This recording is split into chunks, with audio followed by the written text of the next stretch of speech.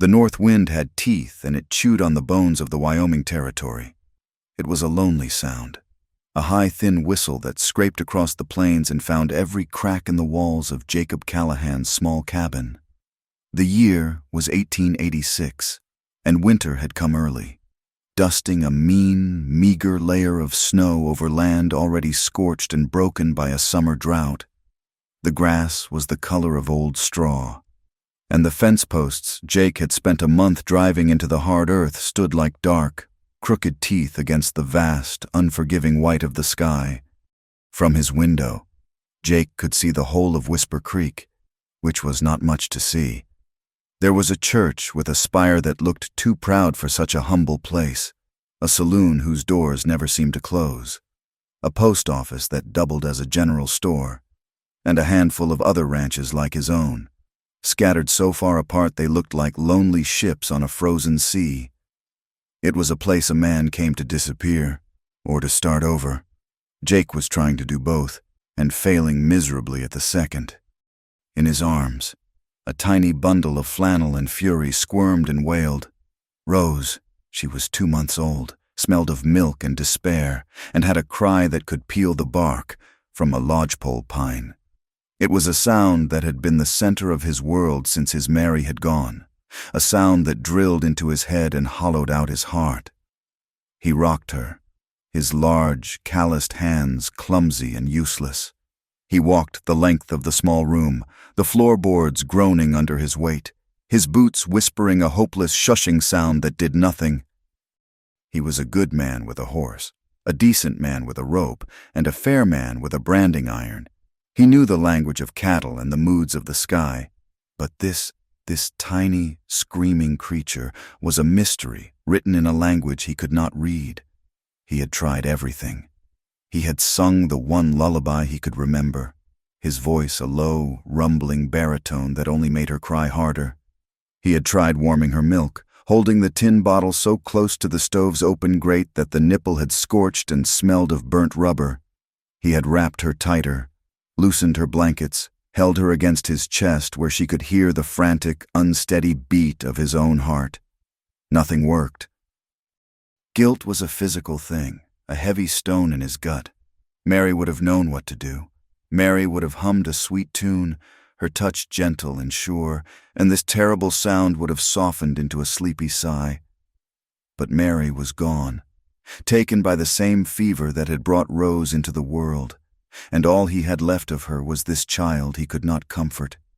He looked down at the baby's screwed-up, red face, her mouth a perfect O of misery, and his own failure washed over him in a cold, sickening wave.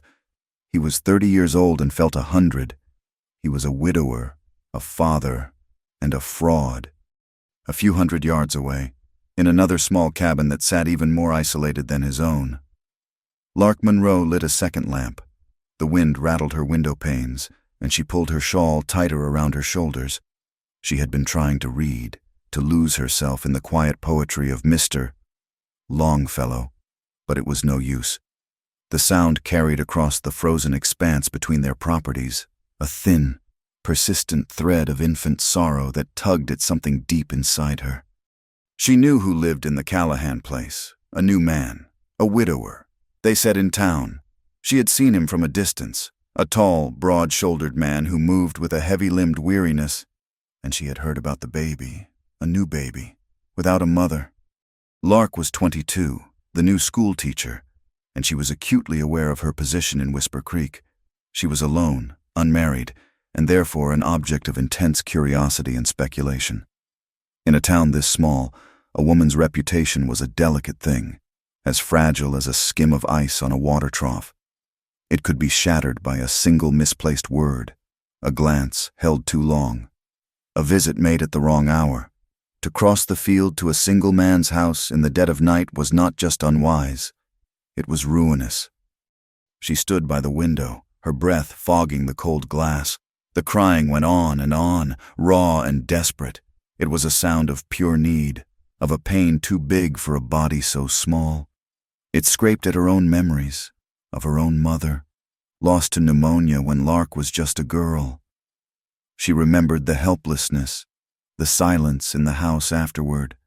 No one should be that alone with their grief or with a crying child. Her conscience was a battlefield. On one side stood propriety, fear, the cold logic of self-preservation. On the other was the simple, undeniable sound of a baby's cry and the image of a man stumbling alone in the dark with a burden he could not carry. She turned from the window and went to a small wooden chest at the foot of her bed. Lifting the lid, she carefully took out a small, folded blanket made of the softest wool, intricately stitched with yellow ducks. It was the last thing her mother had made, intended for a grandchild she never lived to see. Lark had kept it wrapped in paper, safe from dust and moths, a sacred relic of a love she still missed with a physical ache. Holding it, her decision was made. Let them talk. A baby was crying. She pulled on her heavy coat, wrapped a scarf around her head, and lit her storm lantern. The tin casing was cold to the touch, with the blanket tucked securely under one arm. She opened her door and stepped out into the biting wind. The snow crunched under her boots.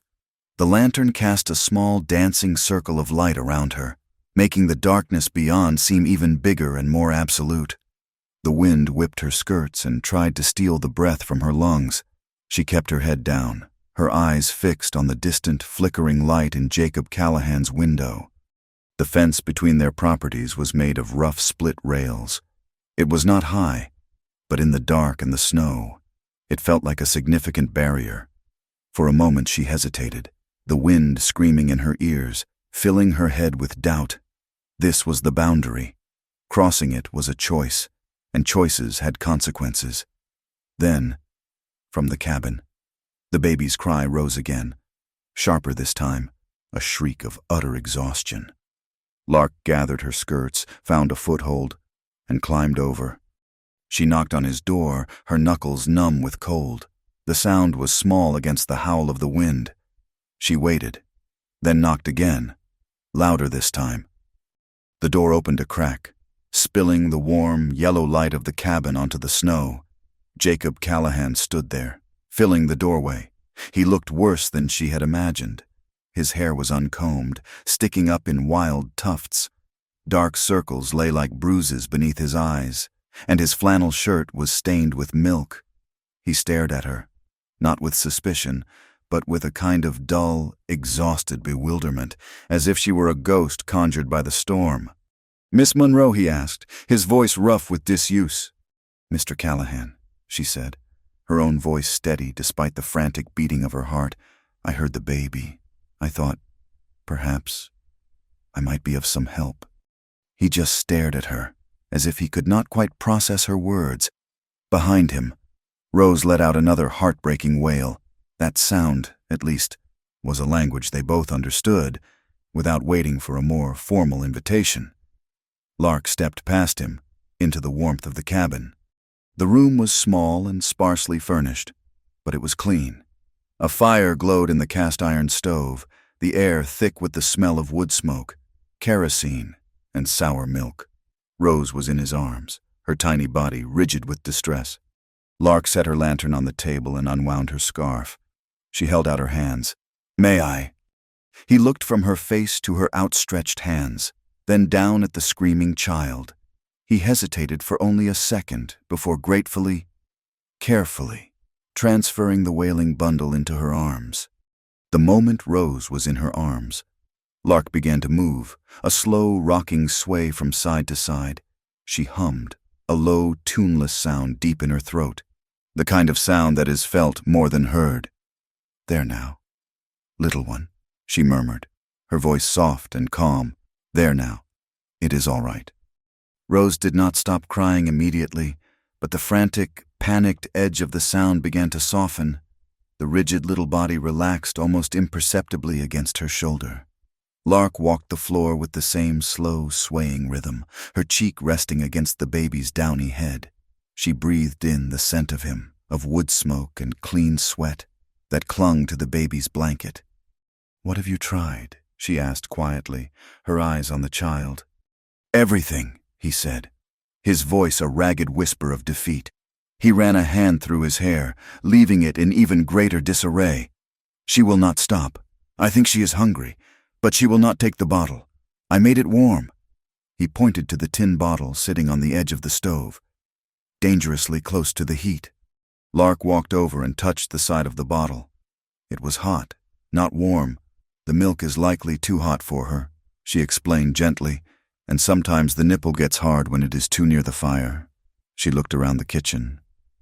"Do you have a pan and some water from the basin?" He moved to obey without question, his movements clumsy with fatigue. He brought a small saucepan and the water bucket. Lark showed him how to pour a little water into the pan and set it on the stove, but away from the direct heat. "You warm the water first," she said, her voice like a teacher's, patient and clear. "Then you set the bottle in the warm water. It heats the milk gently, all the way through, without scalding it, and it keeps the nipple soft." They stood there in the quiet of the kitchen, the only sounds the hiss of the stove, the moan of the wind, and the slowly subsiding cries of the baby. Rose's wails had become whimpers, her little body now soft and pliant in Lark's arms. Jake watched, his expression a mixture of awe and shame. He had been trying to fight the problem with force, with heat and desperate bouncing, while she had met it with softness, with gentle warmth and a quiet rhythm. When the water was warm, Lark tested a drop of milk from the bottle on her wrist. It was perfect. She settled into a simple wooden rocking chair near the stove, the one Mary would have sat in, and cradled Rose in her left arm. With her right, she offered the bottle. This time, the baby latched on. Her little mouth worked with a fierce, desperate hunger. Her eyes, which had been squeezed shut with crying, finally opened. They were a deep, dark blue, and they stared up at Lark's face with a serious, unblinking intensity. The only sound in the room now was the soft, rhythmic suckling of the baby, a sound of profound and peaceful satisfaction. Jake sank onto a nearby stool, his elbows on his knees, and buried his face in his hands. He did not make a sound, but his broad shoulders shook. Lark looked at him, then quickly looked away, granting him his privacy.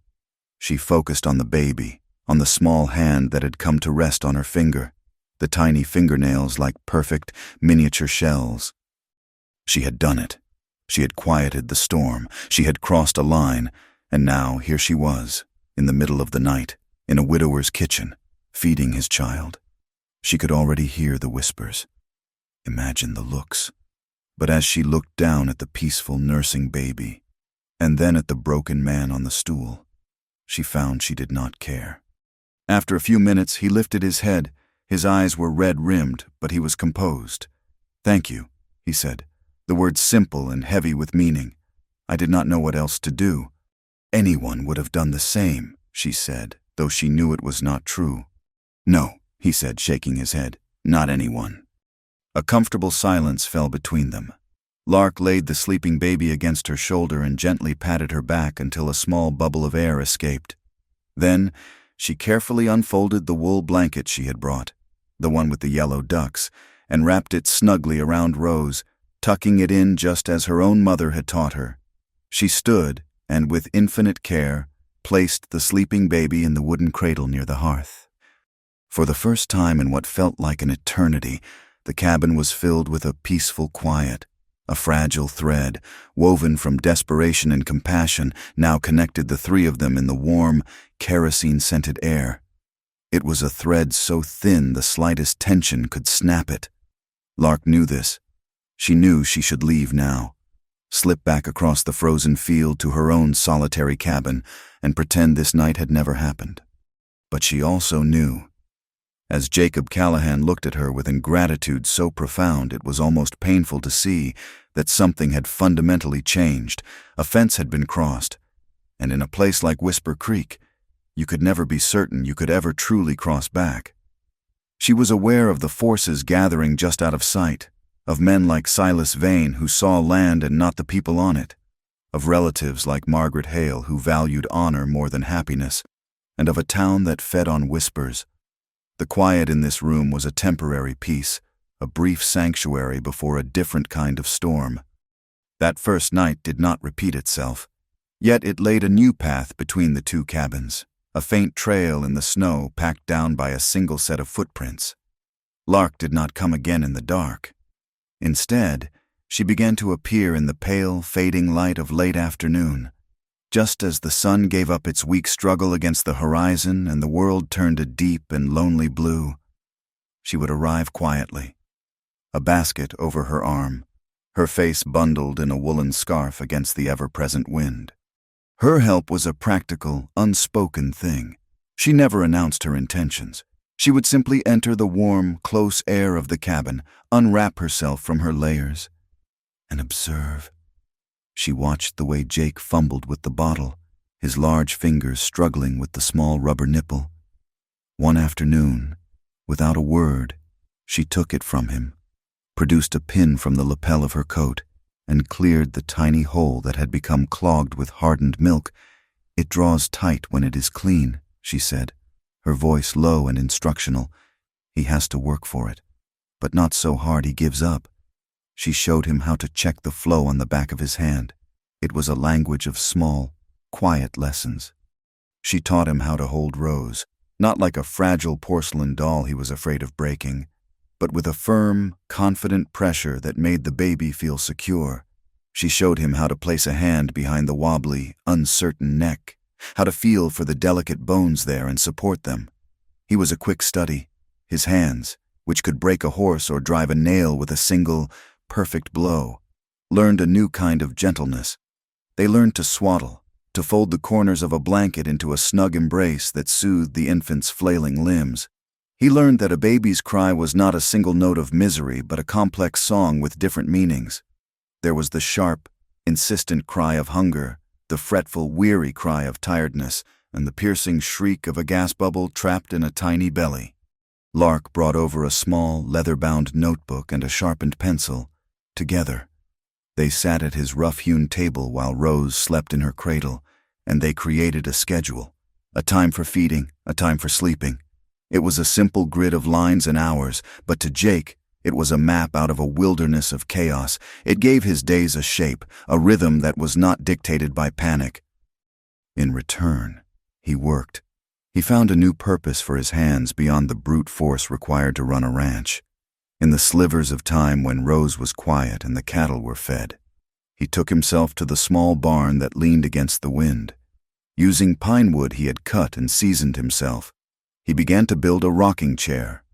The rasp of his saw and the rhythmic tap of his hammer became his side of the conversation.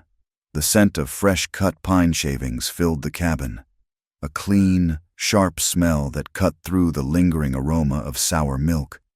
He worked with a focused intensity, sanding the wood until it was as smooth as a river stone, carving the runners with a patient, curving grace. One afternoon, Lark arrived to find the chair finished, sitting proudly by the stove. It was a simple, sturdy piece of furniture, but it was made with a care that was almost reverent. He said nothing, just gestured toward it with a nod of his head. She ran her hand over the smooth, warm wood of the armrest and smiled. A genuine, unguarded smile that made something shift in the air between them. While he was out checking on a newborn calf, she found an old, threadbare blanket of Mary's, its pattern faded with washing. She took out a small sewing kit from her basket and, sitting in the very chair he had built, she began to mend the frayed edges, her needle flashing in the lamplight, each stitch a small act of restoration. Their life settled into this pattern, a silent partnership governed by the needs of the baby and the demands of the season. They spoke little of personal matters.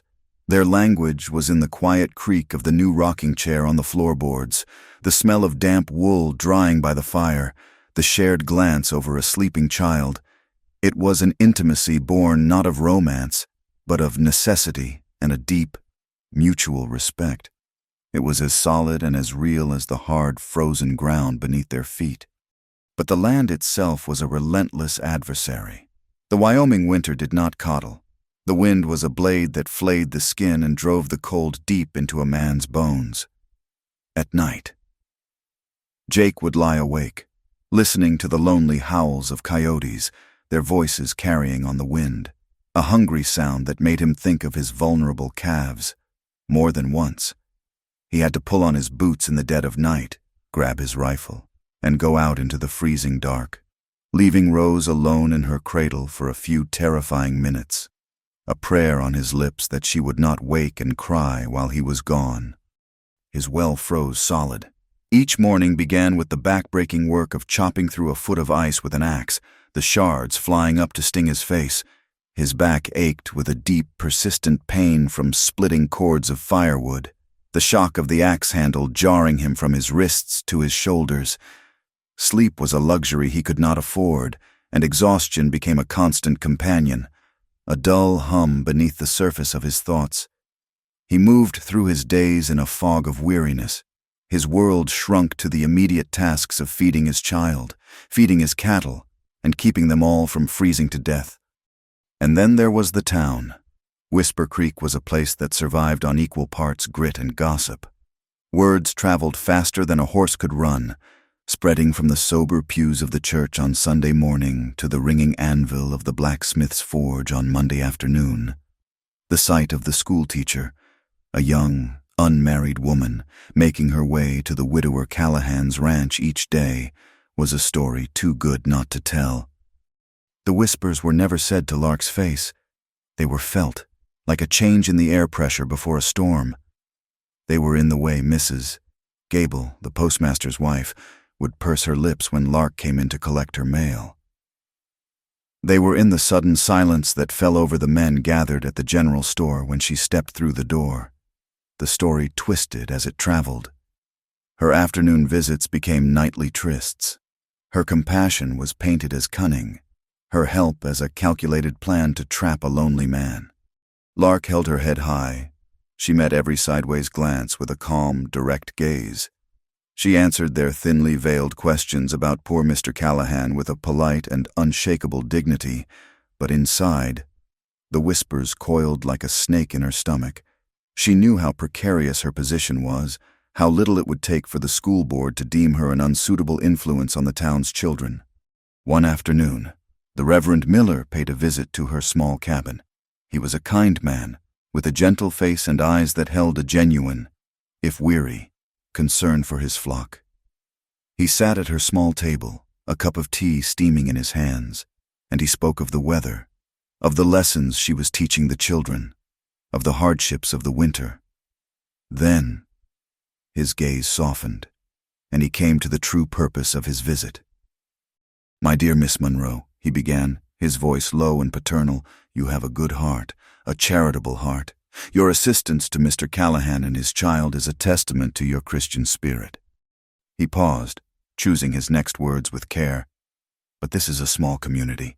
People's tongues are not always guided by that same spirit. A young woman alone must be mindful not only of her actions, but of the appearance of her actions.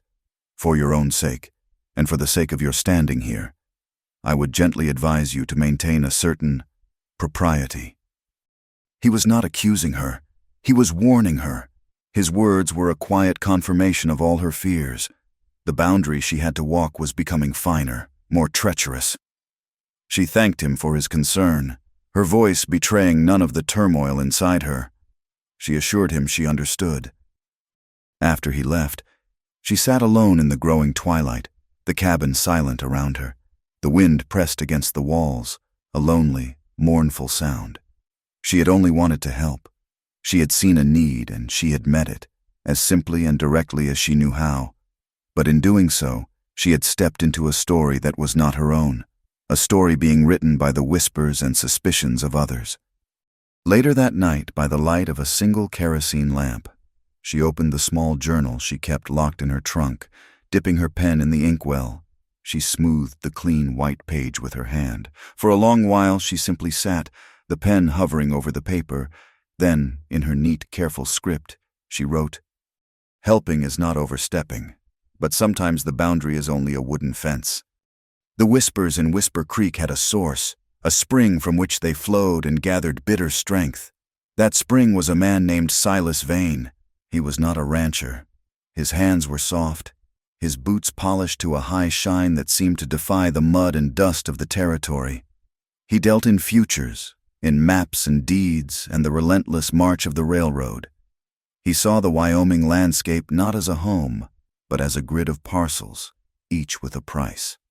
And the parcel belonging to Jacob Callahan sat squarely in the path of a proposed spur line, a vital connection that would multiply Vane's considerable wealth. He conducted his business from a corner table in the saloon, a bottle of whiskey and 2 clean glasses always at the ready.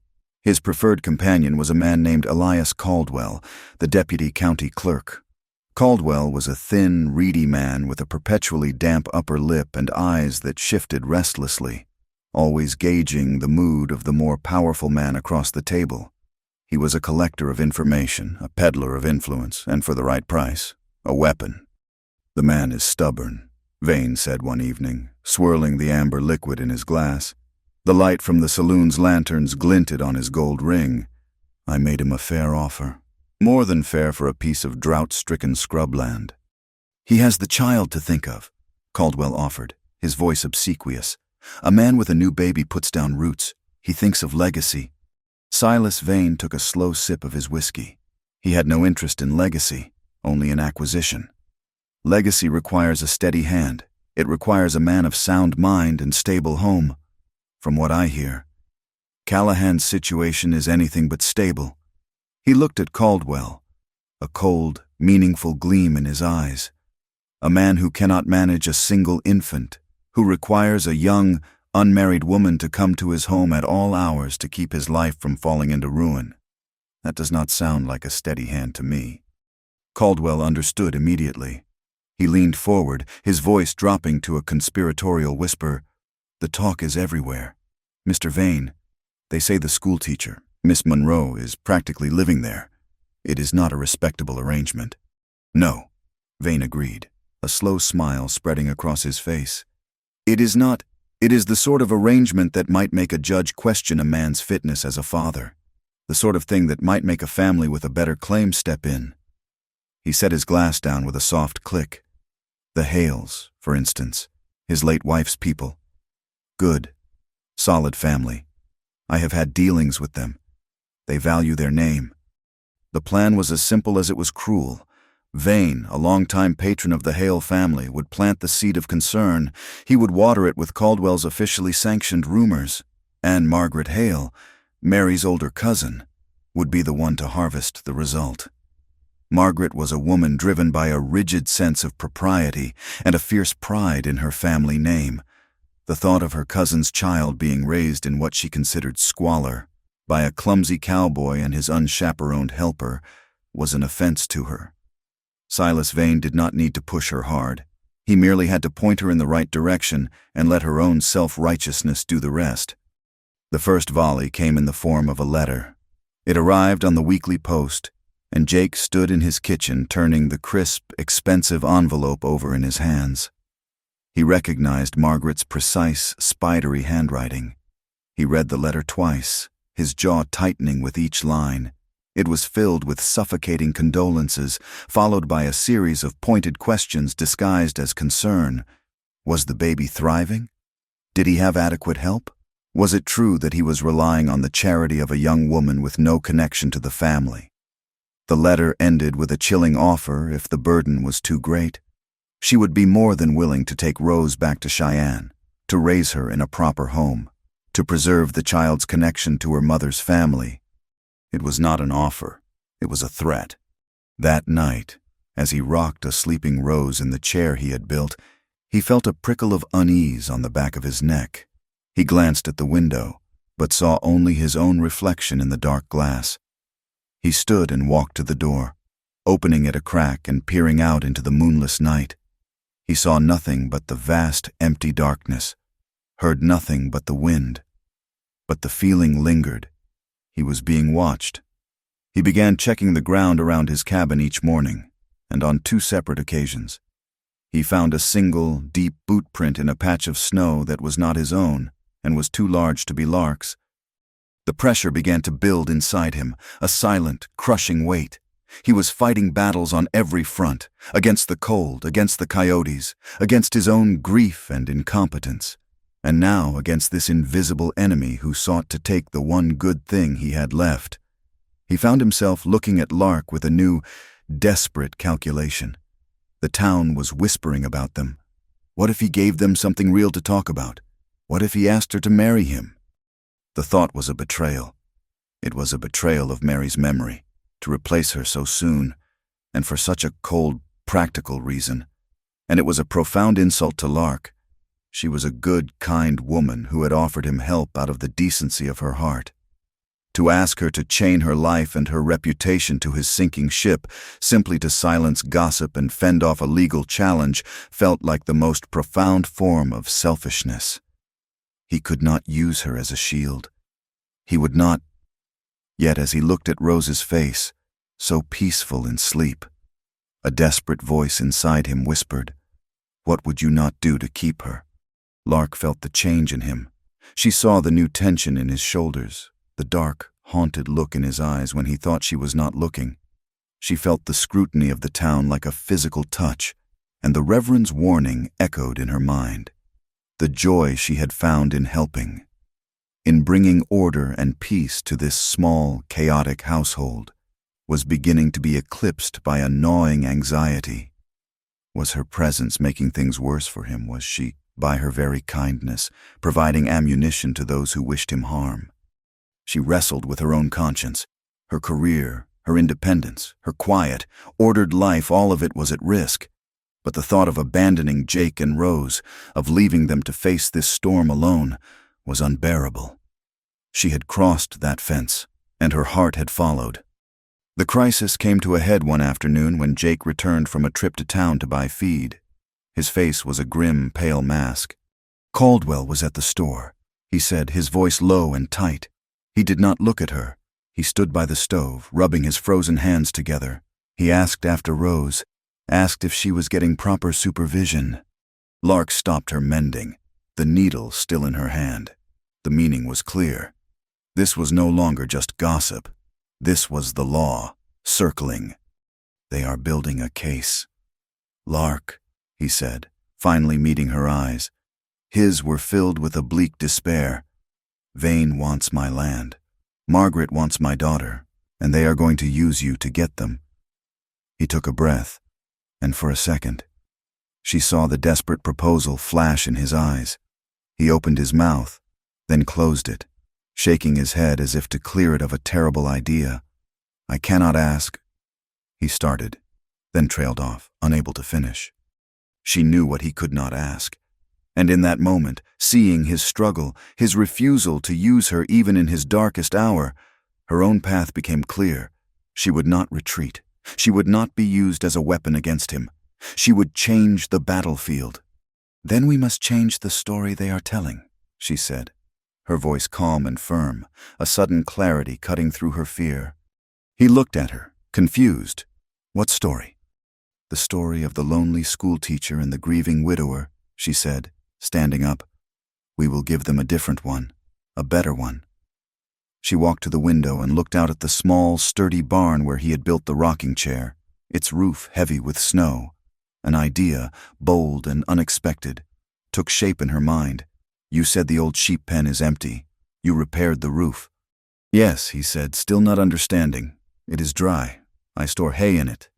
"Move the hay," she said, turning to face him, her eyes bright with purpose. "Help me build a few small benches. Put a stove in the corner for warmth, and I will speak to the mothers at the other ranches. Their children have nowhere to go in this weather. They are underfoot all day while their mothers are trying to work. It is too far for the little ones to come to the schoolhouse in town." He stared at her, the pieces of her plan slowly clicking into place in his mind. "I will hold a winter class," she declared, her voice ringing with a newfound conviction. "Right here, on your property. A place for the youngest children to learn their letters and stay warm and safe during the day. It will not be a secret. It will be a service to the community." He saw the brilliance of it instantly. It took their private arrangement and made it public, unimpeachable. She would no longer be the lone woman visiting a single man. She would be the teacher, serving the children of the entire area. Her presence on his land would not be a matter of speculation, but a matter of public record, of community benefit. It was a shield, but one forged of generosity and goodwill, not of a desperate, loveless marriage. A slow smile spread across his face, the first genuine smile she had seen on him in weeks. It was like watching the sun break through a month of solid gray clouds. "A schoolhouse," he said, the words tasting of hope, in the sheep pen. "A place of warmth," she replied, her own smile answering his, "where everyone is welcome." They turned their energy to the task. Jake cleared the pen, his movements once again filled with purpose. He built small, sturdy benches and a low table from leftover pine. He installed a small potbelly stove, running the pipe safely through the roof. Lark, for her part, rode out to the neighboring ranches. She spoke to the women, to mothers weary from a long winter with restless children. The response was immediate and overwhelming. They were grateful, relieved. They offered to help, to bring food, to supply firewood.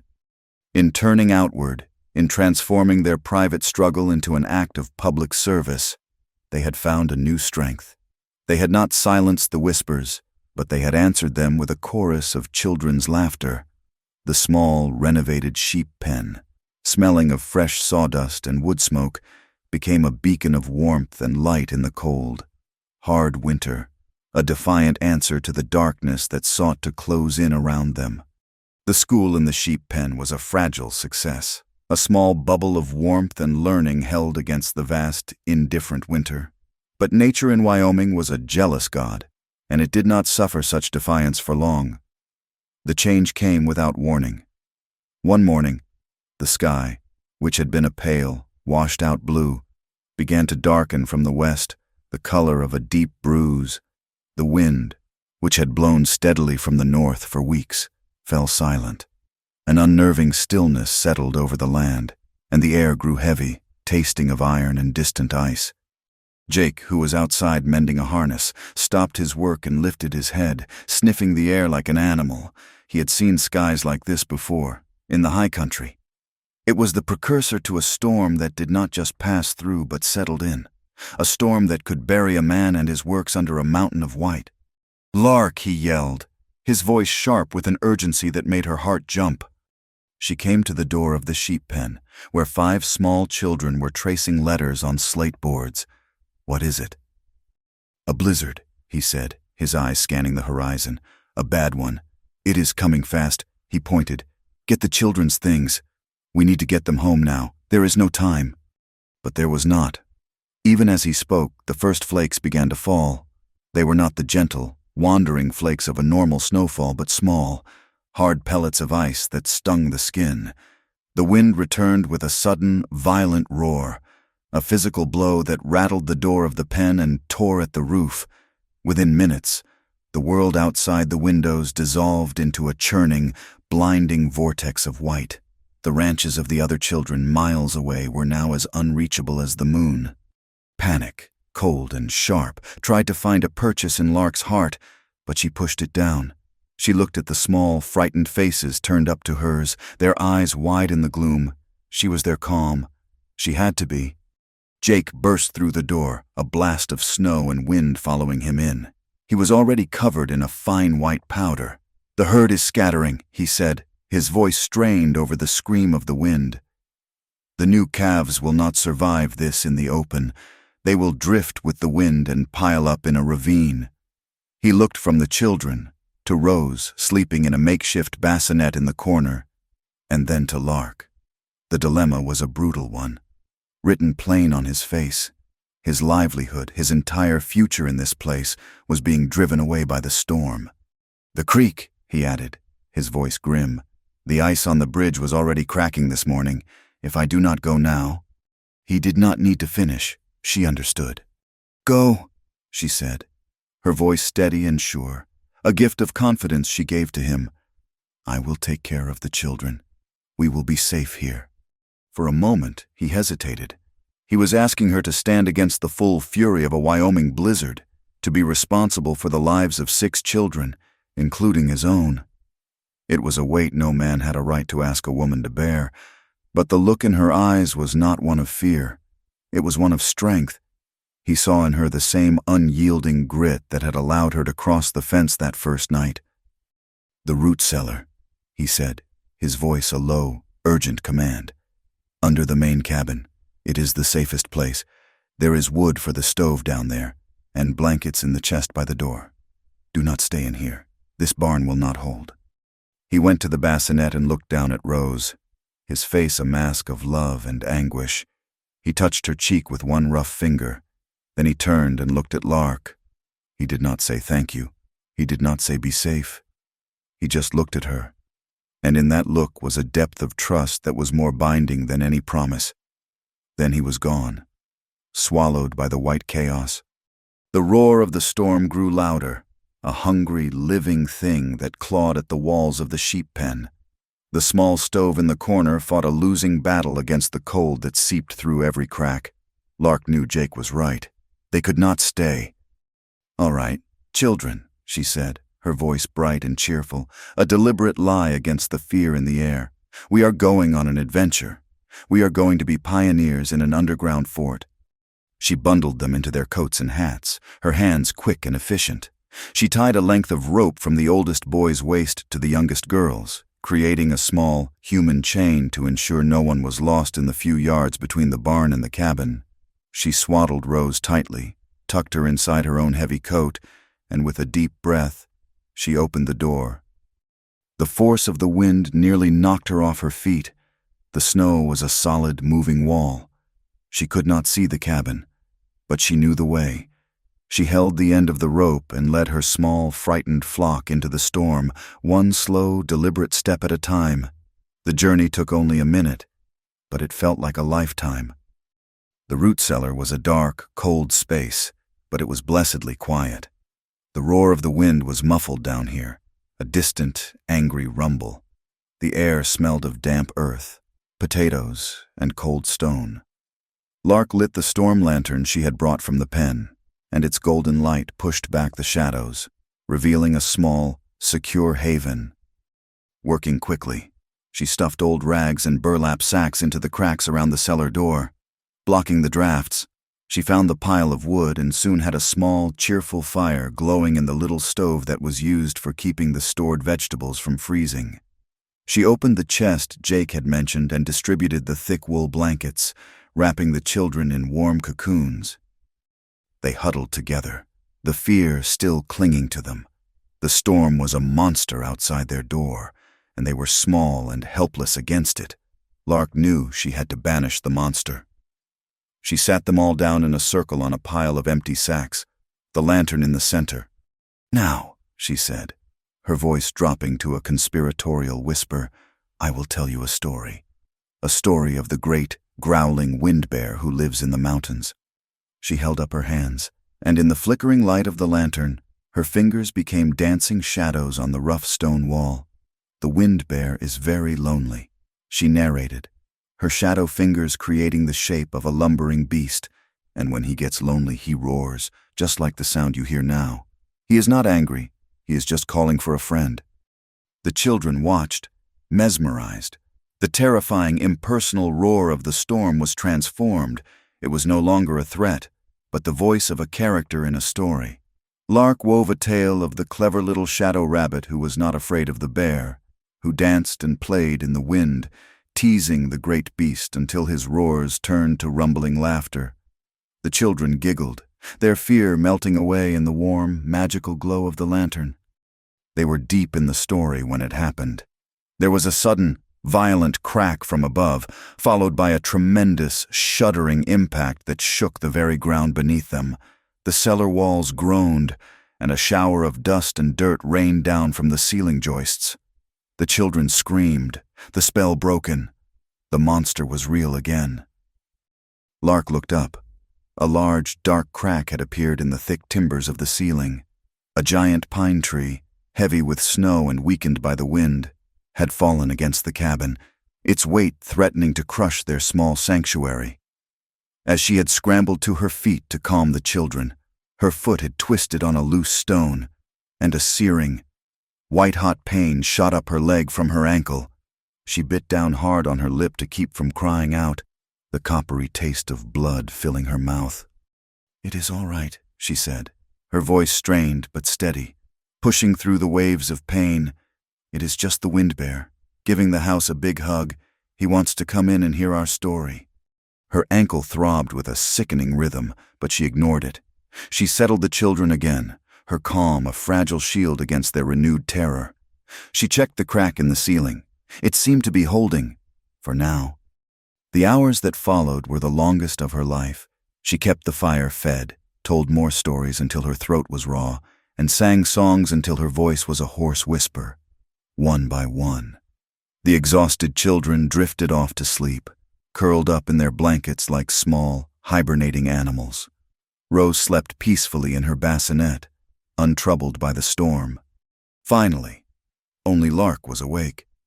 She sat in the rocking chair Jake had made, which she had insisted on bringing down to the cellar, and listened to the storm. The pain in her ankle had settled into a deep, relentless ache. She was cold, exhausted, and terrified. She prayed for the children, and she prayed for Jake, alone out there in that white hell. She did not pray for herself. Sometime deep in the night, when the lantern was burning low and the world seemed to have shrunk to this one small subterranean room, she heard a new sound, a scraping, fumbling noise at the cellar door. Her heart leaped into her throat. Was it the weight of the tree finally breaking through? The door opened, and a figure stood there, silhouetted against a swirl of snow. It was a creature made of ice and darkness, a ghost of the storm. It took a step into the light, and her heart broke with a relief so profound it felt like a wound. It was Jake.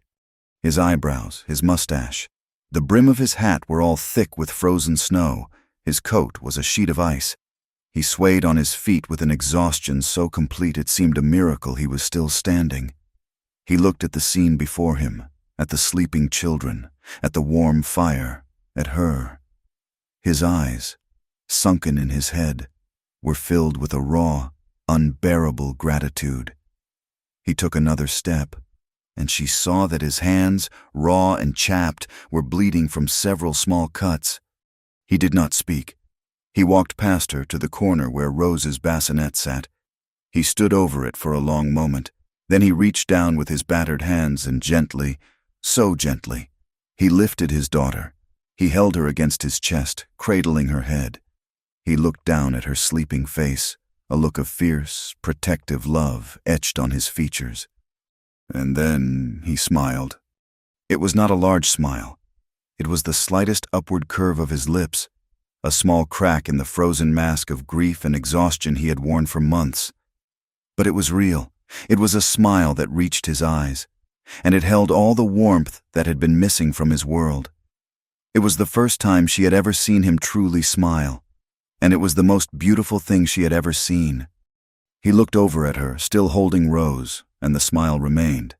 The storm still raged outside, a defeated, sullen roar, but in the small, warm cellar surrounded by sleeping children. A man holding his daughter looked at the woman who had saved them all, and for the first time since his world had ended, a new one began to feel possible. They found a can of tomatoes and some dried beef in the stores, and working together in the small space, they made a thin, hot soup. They ate in silence, the quiet sounds of their spoons against the tin cups, the only sound besides the breathing of the children. A small, fragile family forged in the heart of the storm. The blizzard broke as violently as it had begun. One morning the world was a maelstrom of white, and the next the sun rose into a sky of shocking, crystalline blue. A profound silence fell over the land, broken only by the soft drip, drip, drip of melting snow from the eaves of the cabin. The great pine tree that had fallen against the house lay like a slain giant, its branches heavy with a wet, slushy snow that slid off in great clumps, thudding softly to the ground. The day that followed was one of fragile peace, a collective exhalation after a terror held too long. The world was transformed, washed clean and new, but the thaw brought its own challenges. The pristine snow turned to a thick, greedy mud that sucked at the boots and made every step a chore. The landscape was a patchwork of shrinking white islands in a growing sea of brown slurry. Inside the sheep pen, which had survived the storm with little more than a few loose shingles, Lark and the children sang, their voices, thin and bright, were a defiant sound of life in the quiet morning.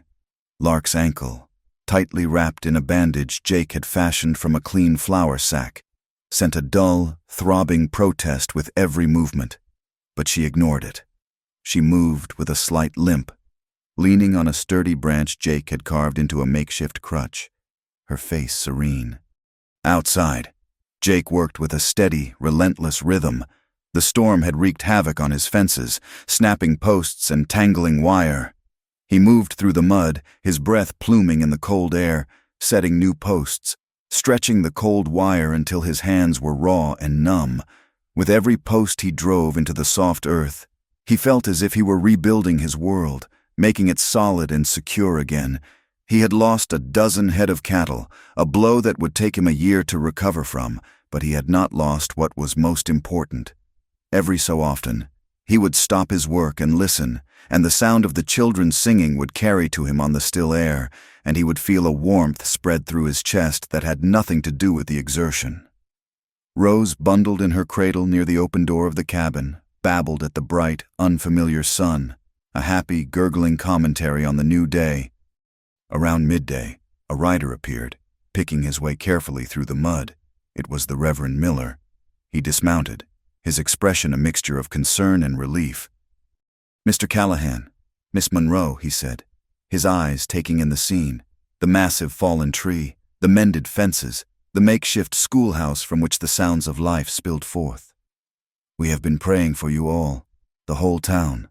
"We are well, Reverend," Jake said, wiping his muddy hands on his trousers. Lark came to the door of the pen, the children gathering behind her like a small flock of curious chicks. "Would you care for some coffee?" "Reverend, it is not much, but it is hot." He accepted, and for the next hour, he simply sat on a crate Jake had provided, sipping the hot, bitter coffee and watching. He watched Lark lead the children in a game of letters, her voice patient and kind. He saw the way the older boy helped the younger girl with her slate. He saw the neat row of coats and boots by the door, the well-tended stove, the general air of cheerful, ordered industry. He saw Jake, in a quiet moment, go to Rose's cradle and simply stand there, watching her sleep, a look of profound tenderness on his weary face. This was not the den of impropriety the town gossips had painted. This was a sanctuary. This was life, stubborn and resilient, finding a way to flourish in the harshest of conditions. When he stood to leave, he placed a hand on Jake's shoulder. "You have suffered a great loss, my son," he said, his voice quiet. "But it seems to me you are building something of great value here." He then turned to Lark. "And you, Miss Monroe, your work here, it is a blessing to this community." He looked from one to the other, a slow, understanding smile on his face. He said no more, but his meaning was clear. He had seen the truth, and he would be a witness to it. As the sun began its descent, casting long, golden shadows across the muddy fields, the children's parents arrived, one by one, their faces etched with the same relief the Reverend had shown. They thanked Lark with a heartfelt sincerity that brought a flush to her cheeks. They had seen what she had done, how she had sheltered their children through the storm, and in their eyes, she was no longer an object of suspicion, but a hero. When the last child had been collected and a profound quiet settled over the ranch, Jake and Lark sat on the small porch of the cabin, a blanket shared across their laps. Rose slept inside. The air grew cold, but neither of them made a move to go in. The mud was beginning to freeze again, the surface hardening into a brittle crust. "I have never been in love," Lark said suddenly, her voice so soft it was almost carried away by the evening breeze. She did not look at him, but stared out at the darkening landscape. "I have always been careful. I watched my mother give everything she had to my father. It was a beautiful thing, but it was her whole world. When she was gone, I think a part of him died with her." She paused, gathering her thoughts. "I suppose I was always afraid of giving my heart to the wrong hands, afraid of it being dropped." Jake was silent for a long time. absorbing her confession. He understood that she was giving him a rare and precious gift, the truth of her own heart. When he finally spoke, his voice was a low rumble, filled with a pain that was still raw. "I am not afraid of my heart being dropped," he said, his gaze fixed on the first star that had appeared in the twilight sky. "I have already felt it break. I am afraid of warmth, because I know how cold it gets when it is gone." He turned to look at her then, and his eyes held the full, terrible weight of his loss, and a new, fragile fear she had never seen before. The thought of losing you, of losing Rose, in that storm, it was a cold I had not known before. They sat in the quiet, their shared fears a tangible presence between them. They had both been guarding something, he against more pain, she against the first pain. "Then we must build this slowly," she said, her voice barely a whisper, but her words were as solid as the frozen ground. "We must build it strong." He nodded, understanding her completely. This was the moment to lay the foundation, to set the rules not of a romance, but of a partnership. "Rose comes first," he said. It was a statement, not a question. "Always," she agreed. "No secrets," he continued. "Everything we do in the light of day. No more late-night visits, no more whispers." "Everything in the light," she repeated, the words a solemn vow. "And we will not—" He struggled for the right word. "Rush. This cannot be a shield against the town or against Margaret. It has to be real. It has to be earned." They looked at each other, and in the gathering dark, they made a silent pact. Their relationship would not be defined by the frantic, grasping needs that loneliness and desperation could breed. It would be built on a foundation of right action, of deliberate choices made in the clear light of day. It would be a love born of doing the right thing, day after day, until the doing became a state of being. The next afternoon, as the children were leaving, Lark stood by the door of the schoolhouse, bidding them farewell. The path to the main road was a river of mud. Jake, seeing her hesitate, her weight clearly on her good foot, walked over to her without a word. Before she could protest, he had scooped her up into his arms, as easily as if she were a child herself. "The mud is no place for a bad ankle," he said, his voice matter-of-fact, though a faint blush colored his cheeks. She laughed, a surprised, happy sound, and wrapped an arm around his neck for balance. "Mr. Callahan, you are very forward." "Just practical, Miss Monroe," he replied, a hint of his own smile in his voice. He carried her across the worst of the mud, his steps sure and steady. It was a simple, necessary act of kindness. Neither of them saw the figure on the low ridge overlooking the ranch. Neither of them heard the soft, mechanical click. Elias Caldwell lowered the cumbersome wooden box camera from its tripod. He had captured it, the widower, in broad daylight, holding the schoolteacher in his arms. It looked intimate. It looked like a scandal. He did not see the mud. He did not see the injured ankle. He saw only the image he wanted to see, the image Silas Vane would pay a good price for, a single, silent photograph that would tell 1,000 lies. He smiled, a thin, unpleasant curving of his lips, and began to pack up his equipment. The quiet day was over. The night was an anomaly, a breach in the contract of the seasons. A strange, warm wind blew down from the mountains, a chinook that melted the last of the snow and made the frozen mud sigh and soften. It was a restless wind, carrying the scent of pine and distant, thawing earth. It whispered through the chinks in the cabin walls, not with the familiar shriek of winter, but with a soft, unsettling murmur, as if the world were holding its breath. The moon was a sliver of memory in a sky thick with unseen clouds. Inside, the fire in the stove had burned down to a bed of winking, orange coals, casting a soft, pulsing light that made the shadows dance. The only sounds were the breathing of the wind, the occasional soft pop of an ember, and the deep, even respirations of Rose, asleep in her cradle. Lark sat in the rocking chair, her bandaged ankle propped on a low stool.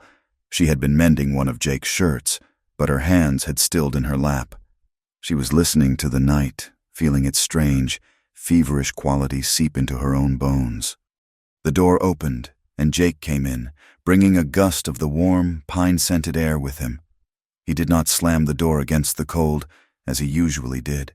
He closed it softly, and for a long moment he simply leaned against it, his head bowed, his shoulders slumped with a weariness that went far beyond the physical. His clothes were caked in mud, and the smell of damp earth and animal sweat clung to him. Lark watched him, her heart giving a slow, heavy thump. "Jake, what is it?" He lifted his head, and in the dim light, she saw the tremor in his hands. They were large, capable hands that could build and mend and fight, but now they shook with a fine, uncontrollable vibration. "The thaw," he said, his voice a low, gravelly rasp. "The south pasture turned into a bog. 2 of the heifers got stuck, nearly lost them." He pushed himself away from the door and walked to the water basin, moving with the stiff, careful gait of a man who had pushed his body to its absolute limit. As he washed the mud from his hands and face, she could see the strain in the muscles of his back, the deep lines of exhaustion carved around his eyes. He had spent the last hours in a desperate, primal struggle against the mud, a fight for the last vestiges of his livelihood.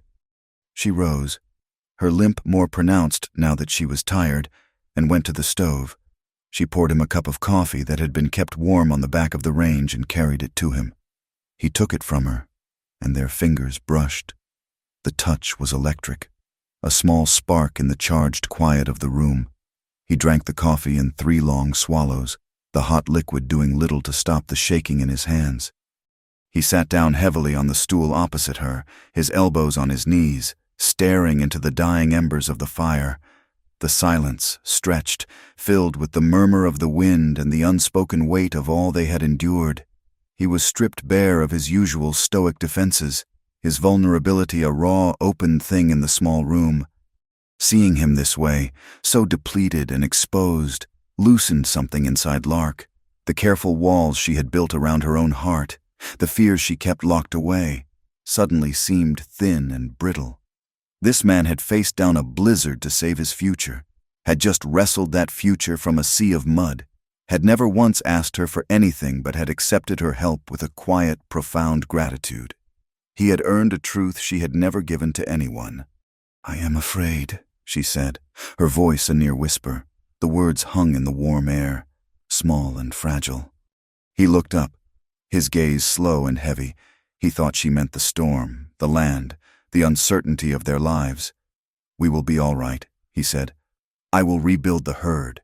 We have a roof over our heads." She shook her head, a small, sad movement. "No, not of that." She looked down at her hands, still clutching the shirt she had been mending. "I am afraid of this, of what is happening between us." She took a shaky breath, forcing herself to meet his eyes. "Jake, I have never been with a man in that way." The confession, so long held, felt like letting go of a stone she had been carrying for years.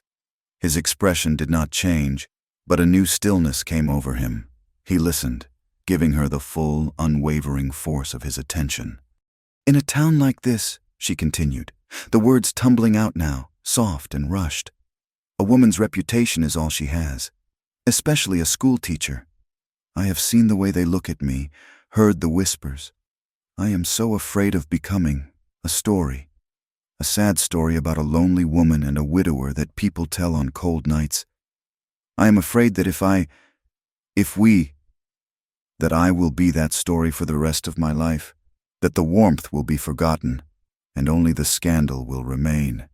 He set his empty cup down on the floor, the sound a soft thud in the quiet. He leaned forward, his hands clasped between his knees to still their trembling.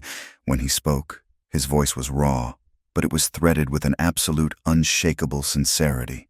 "Lark," he said, his eyes holding hers, "do you think, for 1 second, that is what this is about for me? Do you think I need a shield or a replacement for my wife?"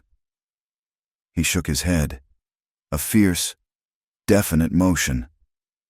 "When Mary died, a light went out in my world. I did not think I would ever see any light again. I was just moving through the dark. And then you came. You climbed over a fence in a snowstorm because you heard a baby crying. He stood up and took a step toward her, his large frame seeming to fill the small space. You did not just quiet my daughter, Lark. You brought a quiet to my whole world. You built a school in a sheep pen. You saved 6 children from a blizzard. You are the strongest, bravest person I have ever known. When I look at you, I do not see a shield. I see you. I see the light. And I would rather spend the rest of my life in the dark than do a single thing to dim it. Tears welled in her eyes, blurring his face. They were not tears of sadness or of fear, but of a release so profound it made her whole body tremble. He saw her. He truly saw her. He stood before her, his hands hanging at his sides, respecting the space between them, respecting the pact they had made. The choice was hers, and in his eyes, she saw not desire, but a promise of protection. Slowly, she lifted her hand, her own fingers trembling, and laid it on his forearm. She felt the hard muscle there, the warmth of his skin through the thin fabric of his shirt. It was a simple touch, but it was a universe of questions and answers.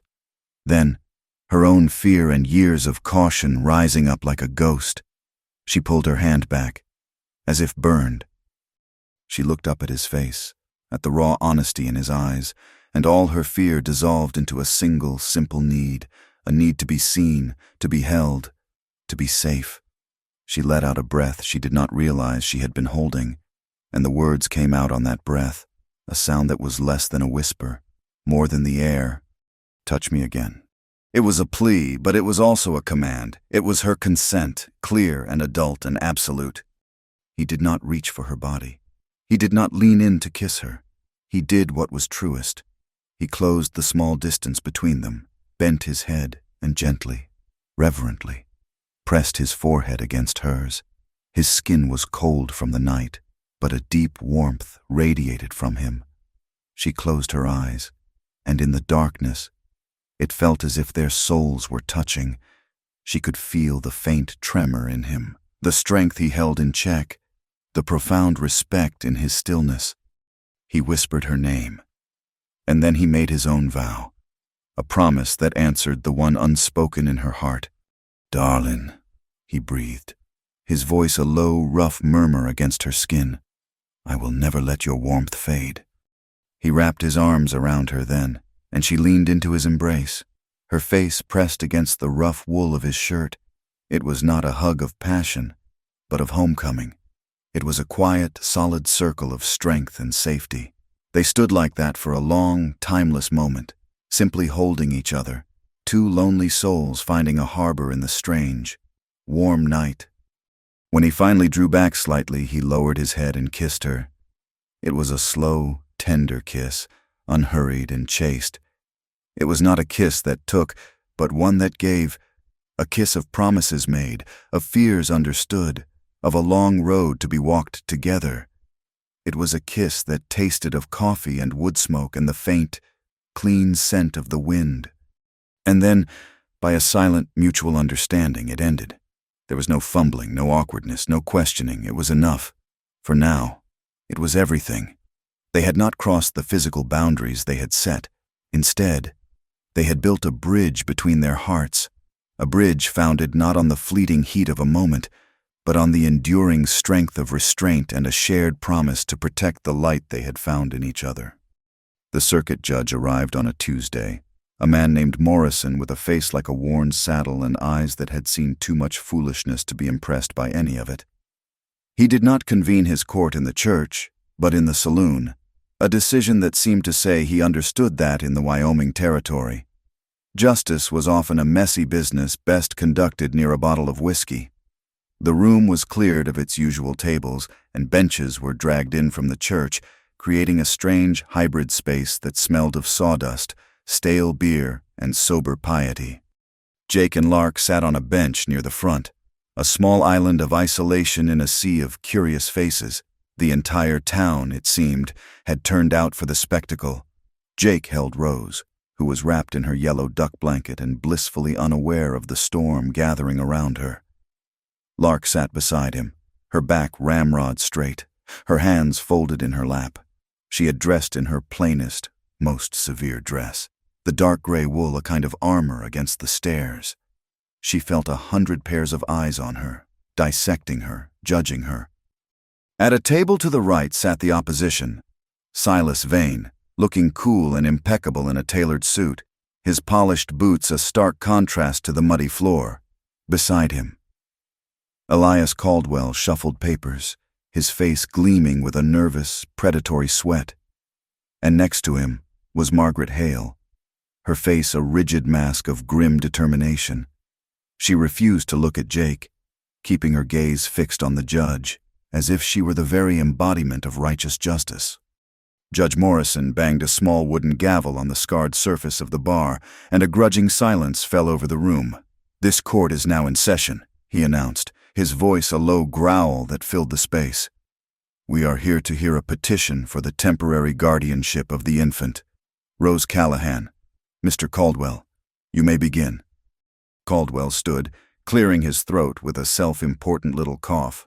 He launched into a speech filled with flowery, legalistic language about the sacred trust of parenthood, the vulnerability of an orphaned child, and the court's solemn duty to act in the child's best interests. He painted a picture of Jacob Callahan as a man overwhelmed by grief, incapable of providing a stable and morally upright home. A man who, in his despair, has allowed his home to become the subject of unsavory rumor, Caldwell said, his voice dropping as he delivered the line with practiced gravity. He let the words hang in the air, allowing the townspeople to fill in the details with their own whispered gossip. "We have a witness who can attest to the superior environment the child would enjoy in a different home," Caldwell continued, gesturing to Margaret Hale. Margaret took the stand, a small Bible clutched in her gloved hands. She spoke in a clear, cold voice about her family's standing, their comfortable home in Cheyenne, her ability to provide Rose with the feminine influence and respectable upbringing she deserved. "My cousin Mary would have wanted her daughter raised in a proper Christian home, surrounded by family," Margaret stated, her eyes finally flicking toward Jake, a glint of accusation in them. "Not on a failing ranch, by a man who entertains a single woman in his home." The words were a slap in the face. Jake flinched, his arm tightening around the sleeping baby.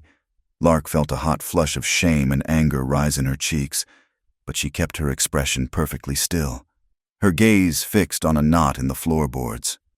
"And do you have any evidence of this entertainment?" the judge asked, his voice flat, betraying no opinion. This was the moment Caldwell had been waiting for. A theatrical gleam entered his eyes. "We do, Your Honor." He produced a stiff piece of cardboard from a leather folio. "We have a photograph taken not 2 weeks ago." He handed it to the judge, who studied it for a long moment. Then, Caldwell took it and held it up for the room to see. There was a collective intake of breath, a rustle of whispers that grew into a low buzz. The image was undeniable. There was Jake, in the bright light of day, holding Lark Monroe in his arms. Her arm was around his neck, her head tilted toward his. It was a picture of shocking intimacy, a confirmation of every rumor that had been whispered over fence posts and in the general store. The context of the mud, of her injured ankle, was invisible. All that remained was the scandalous image of a man and a woman, locked in an embrace. "As you can see," Caldwell said, his voice ringing with triumph, "this is not a suitable environment for an impressionable child." Judge Morrison looked from the photograph to Jake. "Mr. Callahan, what do you have to say for yourself?" Jake stood, the baby still held securely in his arms. He felt clumsy, inarticulate. The photograph was a lie, but it was a powerful one. How could he explain the truth against such a vivid, damning picture? He opened his mouth, but before he could speak, another voice cut through the charged atmosphere. "Your Honor, if I may be permitted to speak." It was the Reverend Miller. He stood at the back of the room, his presence instantly commanding a respectful silence. The judge nodded. "Proceed, Reverend." The Reverend walked to the front, his gaze sweeping over the crowd before settling on the judge. "I have known Mr. Callahan and Miss Monroe since they arrived here," he began, his voice calm and steady. "And what I have witnessed is not scandal. I have witnessed Christian charity in its purest form. I have seen Miss Monroe, at great risk to her own reputation, create a school in a converted sheep pen, providing a safe and warm place for the children of this community when no other existed. A murmur of agreement went through the crowd. Silas Vane shifted in his seat, his confident smirk faltering slightly. "And I have seen Mr. Callahan," the Reverend continued, "a man suffering a grief few of us can imagine, work from sunup to sundown not only to care for his child and his own property, but to help his neighbors, building a heated water trough that saved cattle for 3 different families during the last freeze." Before Caldwell could object, a woman stood up from one of the benches. It was Sarah Thompson, whose 2 young sons had been in Lark's care during the blizzard. "He is telling the truth, Your Honor," she said, her voice trembling but strong. "Miss Monroe saved our children. She kept them safe in a root cellar when a tree fell on the cabin. She told them stories and kept them warm while the rest of us were helpless. She is a hero. Not what they are trying to make her out to be." Other mothers in the room nodded, their faces a chorus of affirmation. The narrative was shifting.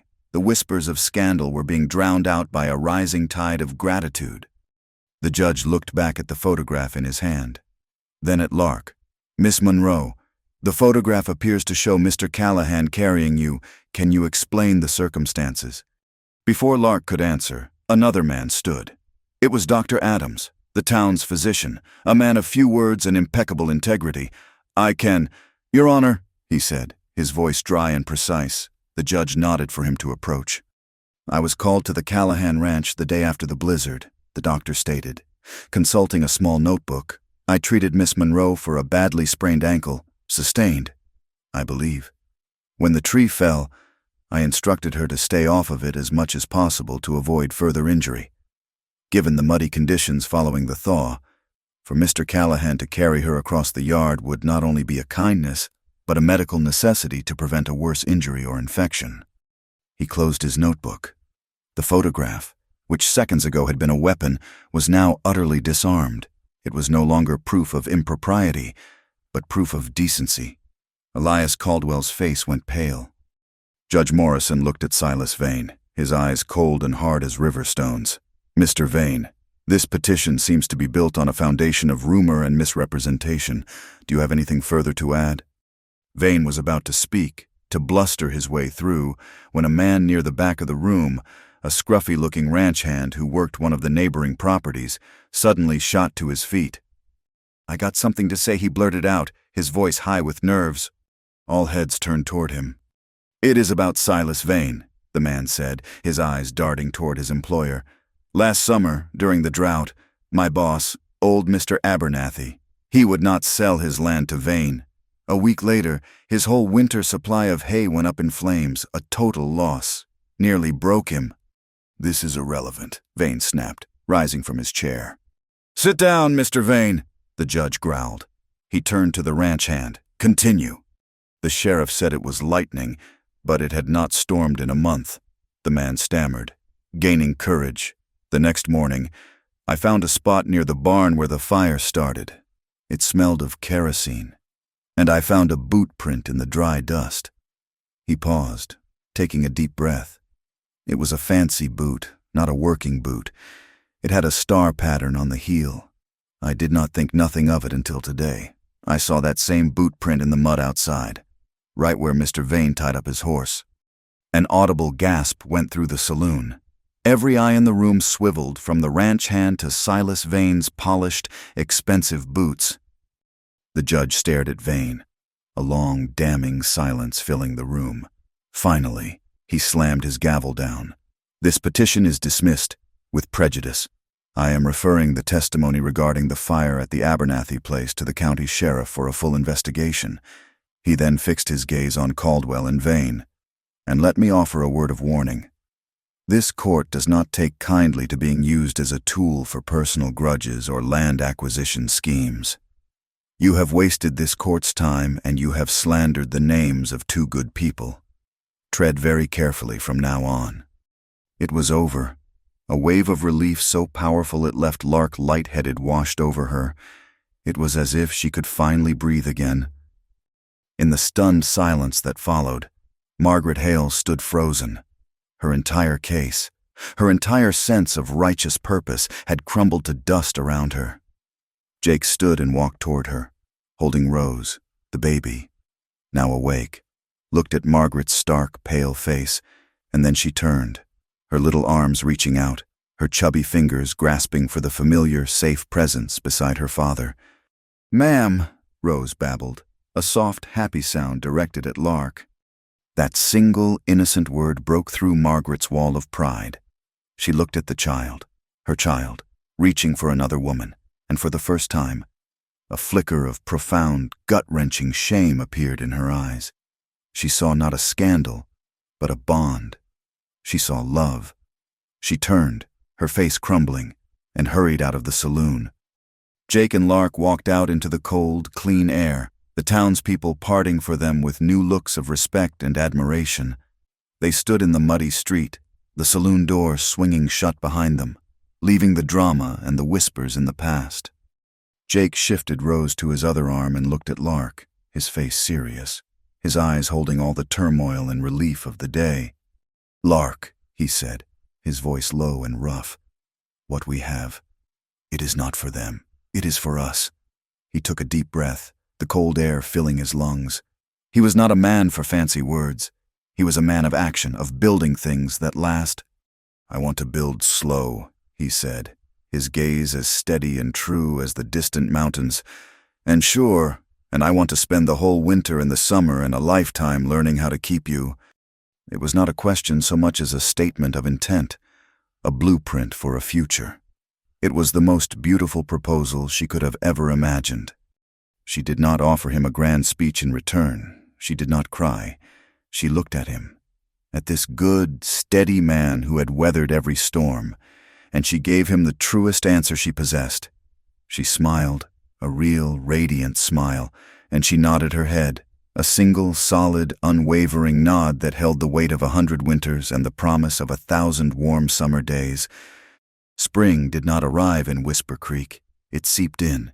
It came first as a change in the quality of the light, a softening around the edges of the world.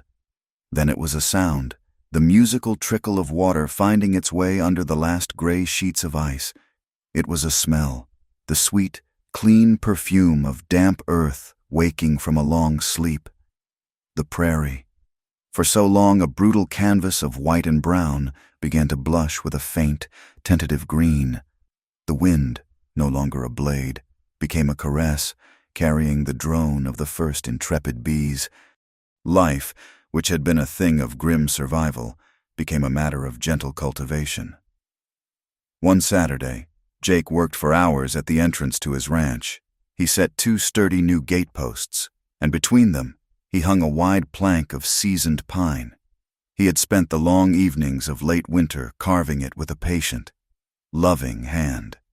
When Lark came out to see his work, she saw the words he had etched into the wood, the letters deep and clear. It did not say Callahan Ranch. It said, simply, Warmth House. The name stuck. The school in the sheep pen, once a desperate improvisation, became a permanent feature of the landscape. Every Tuesday and Friday, the small paths leading to the ranch were dotted with the figures of children, their lunch pails swinging. The pen was no longer just a schoolhouse. It was a gathering place.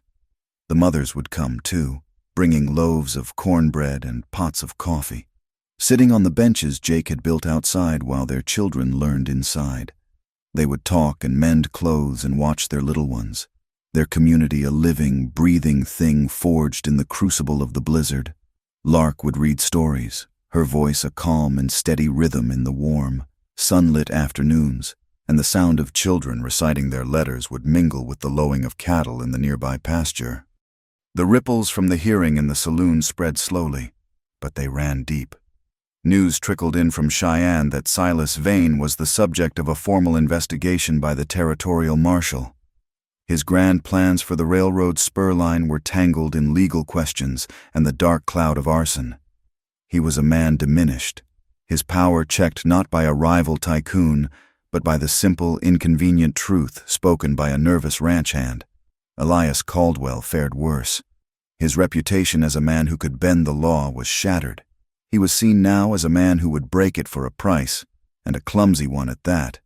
He lost his position as deputy county clerk and was last seen heading east on a dusty stagecoach, his ambition a sour taste in his mouth.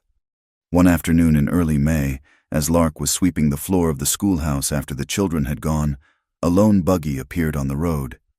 It was a fine, handsome buggy, and the woman holding the reins was dressed in a severe but expensive traveling dress. It was Margaret Hale. Lark's heart gave a small, apprehensive flutter. She stepped outside, her broom still in her hand, and waited. Margaret brought the buggy to a halt and sat for a long moment, simply staring at the neat, bustling ranch, at the sign that read Warmth House, at the small, sturdy schoolhouse. Her face was pale, and the rigid pride she had worn like armor at the hearing was gone, replaced by a deep, hollowed-out uncertainty. Finally, she climbed down, her movements stiff. She was holding a small, neatly wrapped parcel. She approached Lark slowly, stopping a few feet away. Unable to cross the last bit of distance, she would not meet Lark's eyes. I came to see the child," Margaret said, her voice low and strained. "She is sleeping," Lark replied gently, "but you are welcome to come inside." Margaret flinched, as if the offer of kindness was a physical blow. "No, I cannot stay." She held out the small package. "This is for her. I made it myself." Lark took the parcel. It was an infant's shirt, sewn from a piece of fine, soft linen. The stitches were tiny and perfect, a testament to hours of careful, penitent work. "It is beautiful," Lark said, her voice filled with a sincerity that asked for nothing in return. "Thank you, Margaret." The use of her first name, spoken without a trace of animosity, seemed to break something in the older woman. Her shoulders slumped. "I was wrong," she whispered, the words so quiet they were nearly lost to the breeze. "I thought I was defending my family's honor. I was only defending my own pride." She finally lifted her eyes, and Lark saw that they were filled with a profound and lonely sorrow. "Please tell Jacob I am sorry, Em." Before Lark could reply, Margaret turned, climbed back into her buggy, and drove away without a backward glance, leaving behind her a small, hand-sewn shirt and the fragile, tentative seed of a future forgiveness. That night, after Rose was asleep and the house was quiet, Lark sat at the small kitchen table with her journal. By the light of a single lamp, she wrote a new entry, an entry for her daughter to read one day. "My dearest Rose," she wrote, the pen scratching softly in the stillness, "today you were given a gift. It was a small thing, a shirt made of linen, but it was sewn with the thread of apology, and that is a rare and precious thing in this world. I want you to remember that. Strength is not loud. It is not found in the courtroom or in the shouting of angry men. It is patience. It is the quiet courage to admit when you are wrong. It is a hand warming another." The seasons turned. The green of spring deepened into the rich, sun-drenched gold of summer. The days grew long and lazy, filled with the scent of hay and wildflowers and the distant, happy shouts of children. The world had healed itself, and so had they. One evening, as the sun began to dip below the horizon, painting the sky in fiery strokes of orange and purple, Jake stood on the porch, Rose strapped to his chest in a soft leather carrier. Lark came out of the cabin, dragging the rocking chair. She set it near the edge of the porch, where they could watch the last of the light fade from the sky. She sat, and he stood beside her, his hand resting on her shoulder. The warm wind, the same wind that had once been their enemy, now rustled the leaves of the cottonwood trees and carried the sweet smell of pine from the high country. They did not speak of the future, of weddings or of promises. They had learned that a life was not built on grand declarations, but on small, steady moments, like this one. Their love was a quiet thing, a fire that had been carefully tended, not with grand gestures, but with the patient, daily act of adding another log to the hearth. Jake looked out across the pasture, his gaze falling on the fence that separated his land from what had once been Lark's. The setting sun struck a single, weathered post, the same post where she had climbed over on that first, desperate night, her lantern a tiny, defiant star in the vast, frozen darkness.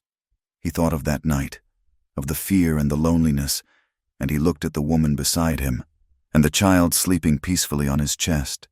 A family did not always begin with a vow. Sometimes it began with a boundary being crossed out of courage, and it was sustained. He knew now, not by passion or by pride, but by the profound and simple grace of a gentle touch offered at exactly the right time. Thank you so much for listening to our story tonight. Please let us know where you are listening from in the comments so we can all connect and share our thoughts. And do not forget to subscribe to our channel Wild West Night, like this video, and support us further by pressing the hype button so this story can be heard by more people.